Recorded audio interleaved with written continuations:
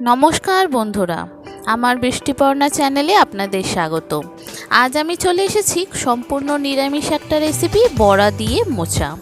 আগে না খেয়ে থাকলে এইভাবে একবার ট্রাই করতে পারেন, এত সুন্দর খেতে হয় কি বলবো আপনাদের। বারবার ভাববেন যে এইভাবেই নিরামিষ মোচা বড়া দিয়ে রান্না করি।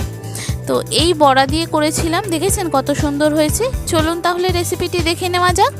আমি এখানে সকালবেলা উঠেই 2 মুঠো মটর ডাল ভিজিয়ে দিয়েছি।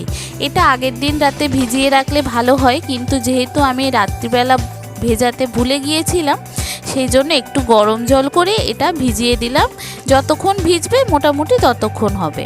আর এই যে মোচাটা নিয়ে এসেছি 2-3 দিন আগে, কিন্তু ফ্রিজে ছিল, একটু কালো কালো হয়ে গেছে। তো এগুলোকে বাদ দিয়ে পরিষ্কার করেই রান্নাটি করব।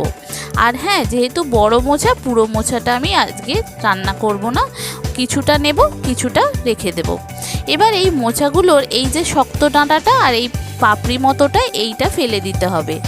এইটা হচ্ছে দাঁতে লাগে, যত মিহি করেই কাটুন না কেন এগুলো দাঁতে লাগে। তো সেই জন্য মোচা এই রকমভাবে পুরোটা ছাড়িয়ে পরিষ্কার করে ধুয়ে নেব, তারপরে ঝিরিঝিরি করে কেটে নেব। দেখুন সবকটা ছাড়িয়ে পরিষ্কার করে নিয়েছি, আর যেগুলো কালো হয়ে গেছিলো সেগুলো কেটে ফেলে দিয়েছি। এবার এইগুলো জল থেকে তুলে একদম ঝিরিঝিরি করে কাটবো। এটাতে আজকে আর চপার বোর্ডে কাটবো না, কেন মোচাটা আমার একটু এত মিহি দরকার নেই, মোটামুটি একটু ছোট ছোট হলেই হবে, তবে এই রান্নার স্বাদটা ভালো আসে। আর ভেজিটেবিল চপারে যদি কাটেন তাহলে কিন্তু এই যে স্বাদটা পাবেন সেই স্বাদটা পাবেন না। তো এইরকমভাবে ঝিরিঝিরি করে সব কটা কেটে নিয়েছি। কেটে নিয়ে এবার এটাকে নুন হলুদ দিয়ে ভাপাতে দেব। আর এর সঙ্গে আমি একটু কাঁচা ছোলা, একটু আলু কেটে নিয়েছি, ব্যাস। দেখুন এটা ভালো করে ধুয়ে নিলাম। আর একটা ফ্রাইং প্যানে অল্প নুন, একটু হলুদ দিয়ে মোচাটাকে ভাপাতে দিয়ে দেব। আর আমি 1 মুঠোর মতো ভেজানো ছোলা ছিল, সেই ভেজানো ছোলাগুলো নিয়েছি।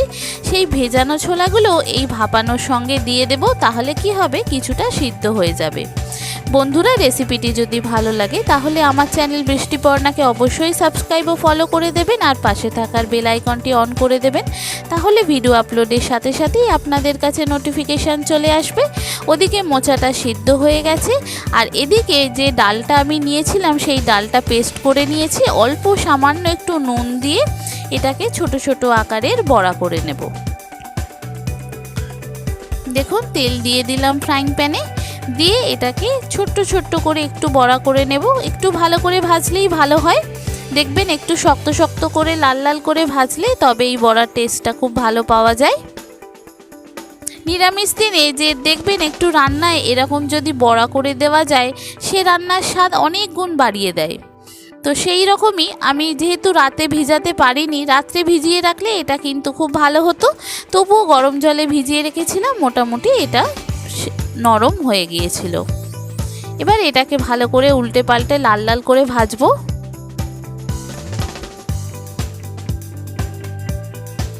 দেখুন ভাজা হয়ে গেছে, এবার তুলে রেখে দিলাম এটাকে। এবার তেজপাতা, শুকনো লঙ্কা, জিরে, গরম মশলা, 5 ফোড়ন সব এক এক করে ফোড়ন দেব। ফোড়নটা যখন খুব সুন্দর গন্ধ বেরোবে, তখন যে আলু ডুমো ডুমো করে কেটে রেখেছিলাম সেই আলুটা এর মধ্যে দিয়ে দেব। আলুটা এর সঙ্গে খুব ভালো করে ভাজবো, যেহেতু মোচা সিদ্ধ করা হয়ে গেছে সেজন্য আলুটাকে একটু ঢাকা দিয়ে ভাজলে তাড়াতাড়ি নরম হয়ে যাবে। এবার এর মধ্যে বেসিক যে মশলাগুলো আছে, নুন, হলুদ, জিরে গুঁড়ো, ধনে গুঁড়ো, সামান্য একটু চিনি দিয়েছি, আর দিয়েছি একটু আদা দিয়ে এগুলো ভালো করে তেলের সঙ্গে কষানোর পর তারপরে যে মোচাটা সিদ্ধ করে রেখেছিলাম সেই মোচাটা এর সঙ্গে দিয়ে দেব। দিয়ে এটাকে খুব ভালো করে কষাতে হবে। মোচাটা যখন এই আলু আর মশলার সঙ্গে ভালো করে ভাজবেন, দেখবেন মোচাটার কালারটা খুব সুন্দর আসছে আর গন্ধটাও খুব ভালো ছাড়ছে। তখন বুঝবেন যে হ্যাঁ, মোচাটা কষানোটা হয়ে যাচ্ছে। দেখুন মোচাটা ভালো করে ভাজছি। এটা ভালো করে আলু আর মশলার সঙ্গে খুব ভালো করে ভাজতে হবে, একটু টাইম লাগবে।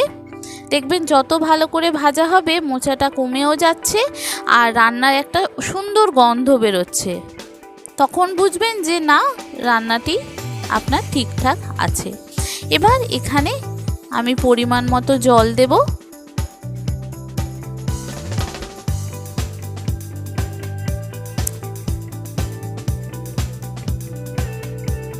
দেখুন তেলটাও ছেড়ে যাচ্ছে আর মোচাটা কতটা কমে গেল দেখলেন। এবার পরিমাণ মতো অল্প জল দেব, খুব বেশি জল এখানে দেব না। জল দিয়ে এটা সিদ্ধ বসাতে দিয়ে দেব।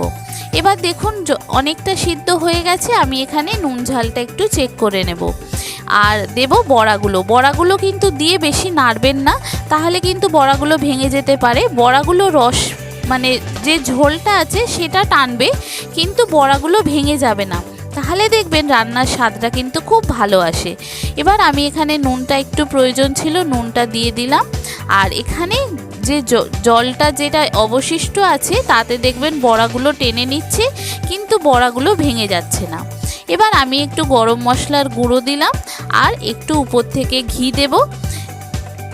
নিরামিষ রান্নায় একটু ঘি না দিলে ভালো লাগে না, তো সেই জন্য উপর থেকে একটু গরম মশলা আর একটু ঘি দিয়ে এটা একটু নাড়াচাড়া করে একটু মাখো মাখো করব, করে নামিয়ে নেব। যে সমস্ত নতুন বন্ধুরা আমার ভিডিওটি দেখছেন অথচ আমার চ্যানেল বৃষ্টিপর্ণাকে সাবস্ক্রাইব ও ফলো করেননি, তাদেরকে অনুরোধ করব আমার চ্যানেল বৃষ্টিপর্ণাকে সাবস্ক্রাইব ও ফলো করে দেওয়ার জন্য। তাহলে ভিডিও আপলোডের সাথে সাথেই আপনাদের কাছে নোটিফিকেশান চলে যাবে ভিডিও আপলোডের। কেমন হলো রেসিপিটা অবশ্যই জানাবেন, ভালো লাগলে একটা লাইক ও শেয়ার করে দেবেন। এইরকম নিরামিষ মোচা যদি আগে না খেয়ে থাকেন বড়া দিয়ে একবার খেয়ে দেখুন, কথা দিচ্ছি এত সুন্দর লাগে খেতে কি বলবো আপনাদের। এই একটি পদ দিয়েই ভাত খাওয়া হয়ে যাবে। দেখুন বড়াগুলো কিন্তু ভাঙেনি আর জলটা পুরো শুকিয়ে গেছে। এবার এটাকে নামিয়ে ফেললাম, নামিয়ে এটা সার্ভ করলেই রেডি। একদম সম্পূর্ণ নিরামিষ রান্না, যে কোনো নিরামিষ দিনেই আপনি এইভাবে করতে পারেন।